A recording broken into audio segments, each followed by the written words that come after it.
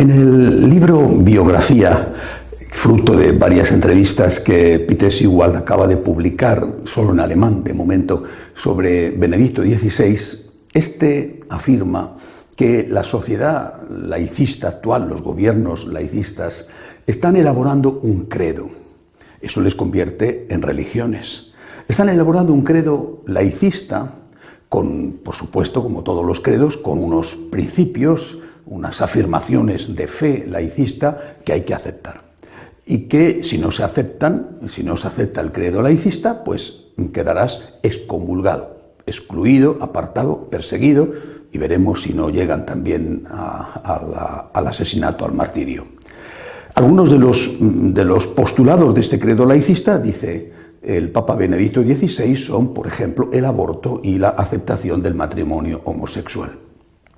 Esto acaba de quedar confirmado por un documento, un texto de la ONU que ha estudiado sobre las religiones, la evolución de las religiones, y que afirma tajantemente que las religiones en general y el cristianismo en particular son enemigos, así dice, de los derechos humanos.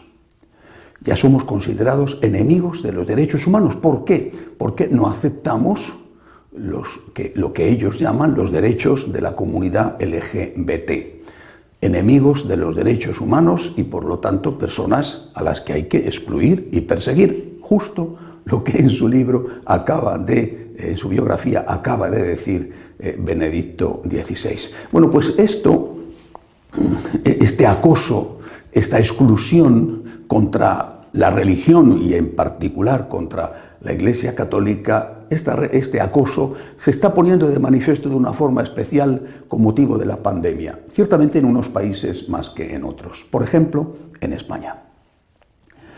No es que lo diga yo, es que lo dicen incluso ya los juristas, muchos juristas. España es el único país de Europa que ha decidido afrontar este terrible problema con medidas extraordinarias declarando el estado de alarma. Los otros países de Europa han hecho cosas parecidas, pero usando la legislación ordinaria. Y esto es lo que los juristas denuncian como algo preocupante. Pongo algunos ejemplos. Un señor pone desde el balcón de su casa algo tan peligroso, tan subversivo, como el himno nacional. Pues bien, la policía entra en su casa, hace un allanamiento de morada sin permiso judicial con la intención de llevárselo preso. Menos mal que el hombre se defendió y pidió dónde estaba el papel del juez que permitía eso y la policía se tuvo que retirar. Poner el himno nacional es algo considerado subversivo. Un señor va a la iglesia en Galicia, un señor va a la iglesia, hace una visita, la iglesia está abierta, es permitido, el señor entra en la iglesia no hay culto, no hay nada, está abierta. Bueno, el señor entra en la iglesia, hace una visita al Santísimo, sale de la iglesia, va a hacer la compra y le detiene la policía. Le detiene la policía y le ponen una multa porque este señor ha ido a la iglesia, ha salido después a hacer la compra. Naturalmente el juez archivó la denuncia y la multa no se ejecutó. Pero quizá lo más significativo acaba de ocurrir esta semana en Valencia. Allí, por decisión del arzobispo, el cardenal Cañizares, en la fiesta de la Virgen, de la patrona de la ciudad, la Virgen de los Desamparados, queridísima realmente por todo el pueblo en la ciudad y en toda la autonomía valenciana, bueno, pues por decisión del arzobispo, la imagen de la Virgen se ha asomado a la puerta de la iglesia. Asomado. No ha cruzado el umbral. Dentro de la propia iglesia, el vídeo está ahí, es clarísimo, dentro de la propia iglesia se muestra la imagen de la Virgen y afuera están unos cuantos fieles separados por la distancia obligatoria, con su mascarilla, con sus guantes, viendo a la Virgen. Bueno, pues denuncia contra el arzobispo, contra el cardenal, por subvertir el orden público. Asomas una imagen de la Virgen a la puerta de la iglesia sin ni siquiera cruzar el umbral y eres denunciado. Claro, el cardenal Cañizares, que está acostumbrado a torear miuras mucho más bravos, no se ha dejado intimidar y ha escrito una carta pública dirigida al concejal que le ha denunciado, llamándole abiertamente mentiroso. y comparándole nada menos que con Nerón cuando usaba la mentira de que los cristianos habían incendiado Roma para cargar y perseguir a los cristianos. Esta historia del cardenal Cañizares, este acoso al cardenal Cañizares, me ha recordado la historia, una de las historias de San Juan Pablo II, cuyo centenario, el centenario de su nacimiento, vamos a celebrar el próximo lunes, día 18.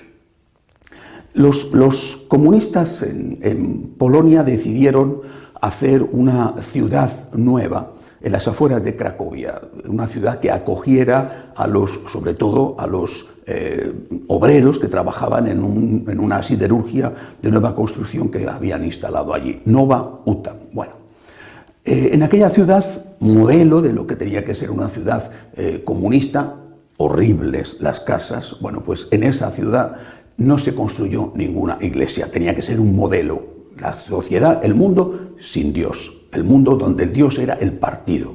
Bueno, pues en esa ciudad se encontraron los comunistas con un problema.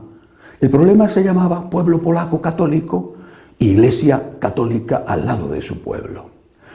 Después de mucha insistencia consiguieron, en 1958, un solar donde podían hacer el templo y un permiso de obras. Bueno, pero se encontraron, evidentemente, con la trampa, se encontraron con la burocracia. No había forma de que les dejaran hacer esa iglesia. Entonces decidieron, la iglesia y el pueblo, decidieron poner una cruz y celebrar misa delante de la cruz todos los días. Los domingos había hasta 10.000 fieles en la plaza asistiendo a la misa. Gran escándalo y preocupación inmensa de los dictadores. Bueno, pues al final la única solución que encontraron fue derribar la cruz. En 1960 decidieron mandar una grúa, una excavadora para quitar la cruz. La quitaron por la noche porque tenían miedo a que el pueblo se levantara. Quitaron la cruz por la noche.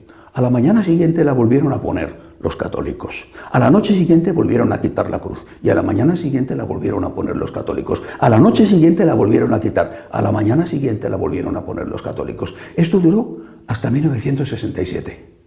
Desde el año 58 hasta el 67, durante 9 años, los católicos estuvieron celebrando misa, invierno y verano, a los pies de esa cruz, sucediéndose durante el día, además, varios sacerdotes para celebrar la misa. Entre ellos, el que entonces era un desconocido obispo auxiliar de Cracovia, Karol Wojtyła. Karol Wojtyła, que llegó a celebrar, por ejemplo, la misa del gallo bajo el frío polaco en la Nochebuena, para poder estar con su pueblo antes de que esa noche, en cuando ellos se fueran, derribaran una vez más la cruz. Por fin, en 1967, después de 9 años ininterrumpidos de defensa de su libertad, por fin el régimen comunista tuvo que ceder y dio el permiso para que pudieran construir la iglesia que se construyó como María, Reina de Polonia. Esta es una historia, repito, que me ha recordado lo sucedido en Valencia con el cardenal Cañizares. Lo que nos enseña esta historia es que los derechos humanos, entre ellos el de la libertad religiosa, no son dádivas, no son concesiones que hacen los gobiernos al pueblo dócil. No es que tienes la libertad de expresión porque el gobierno dictatorial de turno te concede amablemente que si lo que vas a decir le gusta, te permita decirlo. O tienes libertad de religión porque el gobierno dictatorial de turno decide que el credo y los principios en los que tú crees le convienen a él. Los derechos humanos son propios de la persona y ningún gobierno del mundo puede conculcarlos. Y si lo conculca, si los viola, está entrando en el camino de la dictadura. Lo sucedido en Madrid cuando la policía entra en una casa sin orden judicial para llevarse preso a un señor que está cometiendo el espantoso delito de poner el himno nacional en la ventana. O lo sucedido en Valencia, que denuncian a un arzobispo porque asoma a la puerta de su iglesia sin salir a la calle siquiera a la Virgen María. Bueno, pues esos son indicios, por lo menos signos, de que corremos el peligro de una dictadura. Y esto no solamente en España. Creo que hoy más que nunca el ejemplo de San Juan Pablo II está vivo y hay que recordarlo. Tenemos que luchar. Tenemos que luchar por defender los verdaderos derechos humanos. Tenemos que luchar pacíficamente. Fue algo maravilloso que consiguió San Juan Pablo II, Karol Wojtyła, obispo auxiliar y después arzobispo de Cracovia, pacíficamente. Pacíficamente él calmaba a la gente que tenía muchas ganas de usar la violencia contra los opresores y los dictadores, pacíficamente, pero con tenacidad, con firmeza, sin rendirse. Si lo que ha hecho el cardenal Cañizares, que le ha colocado realmente en la historia, desafiando a los poderosos y denunciando a esos poderosos, lo que ha hecho el cardenal Cañizares lo hicieran otros, se hiciera más, seguramente estos que tienen aficiones de dictadores se lo pensarían dos veces. Repito, los derechos humanos no te los regalan, son tuyos y tienes que defenderlos pacíficamente, pero con firmeza.